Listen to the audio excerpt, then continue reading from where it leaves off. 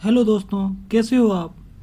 मैं हूं कमलेश और आप सभी का स्वागत करता हूं आपके अपने YouTube channel study with Kamlesh 2.0 पर। आज हम डिस्कस करने वाले हैं डिफ्यूजन। डिफ्यूजन क्या होता है?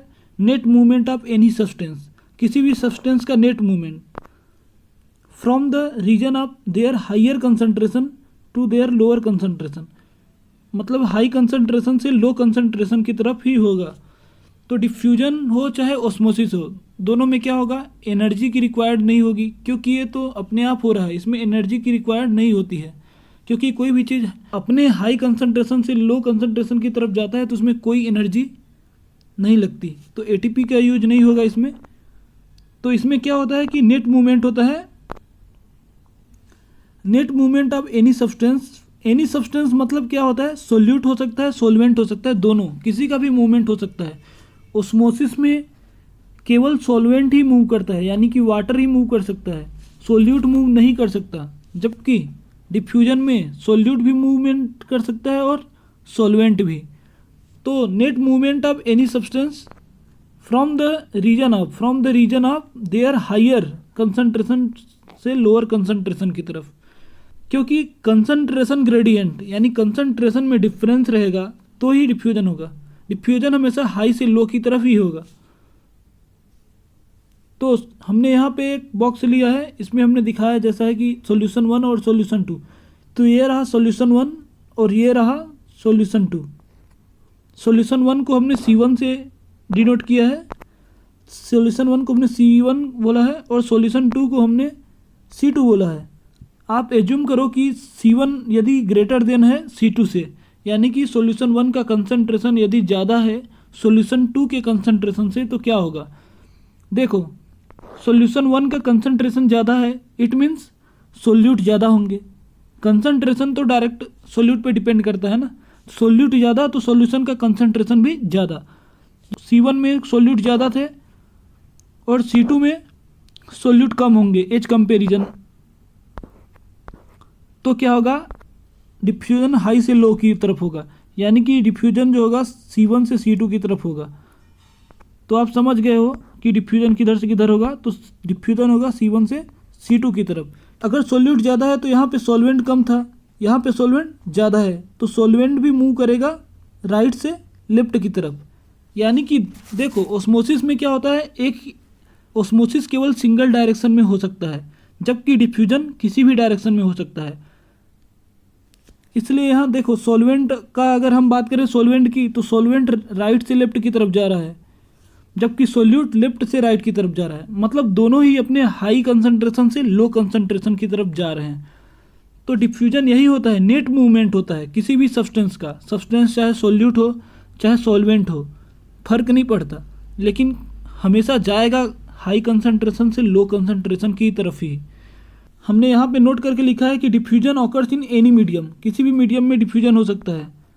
डिफ्यूजन के लिए कोई भी मीडियम हो सकता है, सॉलिड में, लिक्विड हो चाहे गैस हो, किसी भी मीडियम में डिफ्यूजन हो सकता है।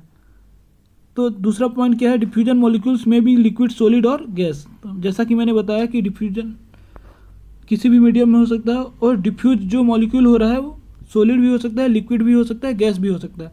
जैसे आपने एग्जाम्पल देखा होगा, आप क्या करते हो, तो अगरबत्ती जलाते हो एक, तो तो उसकी जो गंध होती है, उसकी जो स्मेल होती है, वो पूरे कमरे में फैल जाती है। क्यों? Due to diffusion. तो वो डिफ्यूजन की वजह से ही होता है। और ऑस्मोसिस का एग्जाम्पल, जैसे कि आप पौधों को पानी देते हो, तो पौधों को पानी देते हो, उनकी जड़ों में डालते हो, तो क्या होता है, उनकी जड़ों से पौधों को पानी प्राप्त हो जाता है। वो जो फिनोमिना होता है ऑस्मोसिस के थ्रू होता है। तो हमने यहाँ पे नेट मूवमेंट क्यों लिखा था? हालांकि डिफ्यूजन किसी भी डायरेक्शन में हो सकता है, लेकिन नेट मूवमेंट केवल एक ही डायरेक्शन में ज़्यादा देखने को मिलेगी में। तो नेट मूवमेंट का मतलब आपको समझ आ गया होगा कि नेट मूवमेंट क्या होता है। किसी भी सब्सटेंस का नेट मूवमेंट केवल एक ही डायरेक्शन में ज़्यादा देखने को मिलेगा, मतलब हाई कंसंट्रेशन से लो कंसंट्रेशन की तरफ ही होगा, लेकिन नेट मूवमेंट किसी एक डायरेक्शन में ज़्यादा देखने को मिलेगा। लेकिन डिफ्यूजन किसी भी डायरेक्शन में हो सकता है। यहाँ पे मैंने थर्ड पॉइंट लिखा था कि SPM इज नॉट रिक्वायर्ड। तो SPM क्या होता है? Semi permeable membrane. Semi permeable membrane is not required.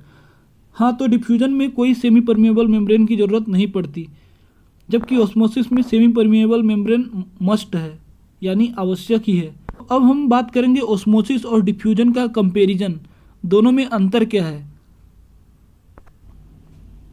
तो दोस्तों, जैसा कि आप देख पा रहे हो, एक तरफ हमने ऑस्मोसिस का स्लाइड लिया है, एक तरफ डिफ्यूजन का लिया है।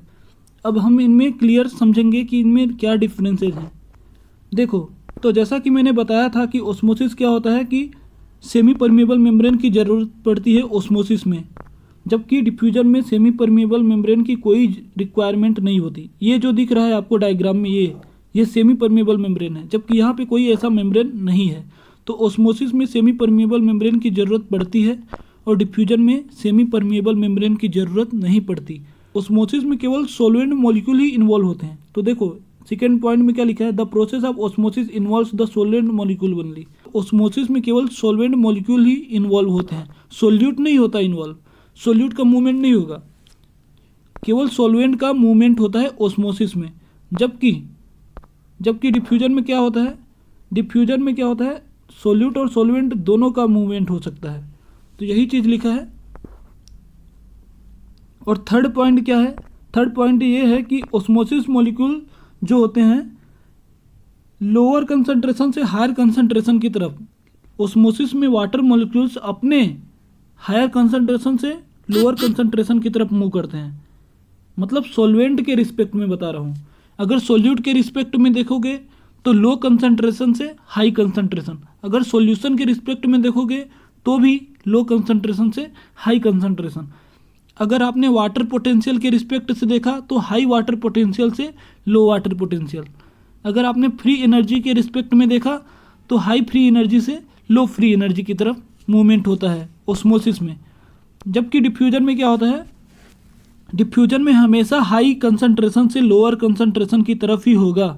इसमें कोई रिस्पेक्ट नहीं होता कि सॉल्यूशन के रिस्पेक्ट में, कि सॉल्वेंट, कि सोल्यूट, कोई सा भी हो, अपने हाई से लो में ही जाएगा। डिफ्यूजन जो होता है ना, अपने हाई से लो में ही होगा हमेशा। ऑस्मोसिस जो होता है ना, केवल सॉल्यूशन यानी लिक्विड में ही होता है। तो जैसा कि आप देख पा रहे हैं कि जो osmosis is limited to solutions only, जबकि डिफ्यूजन गैस और लिक्विड दोनों में हो सकता है। ऑस्मोसिस और डिफ्यूजन में एक और मेजर डिफरेंस यह है कि ऑस्मोसिस को आप रिवर्स या फिर एक्सटर्नल फोर्स अप्लाई करके उसको स्टॉप कर सकते हो, जबकि डिफ्यूजन को आप रिवर्स और स्टॉप कर ही नहीं सकते। जैसे मान लो कि आपने एक अगरबत्ती जलाया, ठीक, तो अगरबत्ती जलाया आपने, तो उससे जो सुगंध आ रही है, उससे जो स्मेल आ रही है, क्या आप उसको रोक सकते हो? क्या नहीं रोक सकते ना। तो डिफ्यूजन को नहीं रोका जा सकता, एक्सटर्नल फोर्स के थ्रू भी उसको स्टॉप नहीं किया जा सकता। यह बहुत बड़ा मेजर डिफरेंस होता है ऑस्मोसिस और डिफ्यूजन में। तो आपको यहाँ तक का कॉन्सेप्ट क्लियर होगा ऑस्मोसिस और डिफ्यूजन में। आपको अब भी कोई डाउट हो तो नीचे कमेंट बॉक्स में कमेंट करना ना भूलें, और ज़रूर बताइए कि आपको ये क्लास कैसी लगी। Thanks for watching.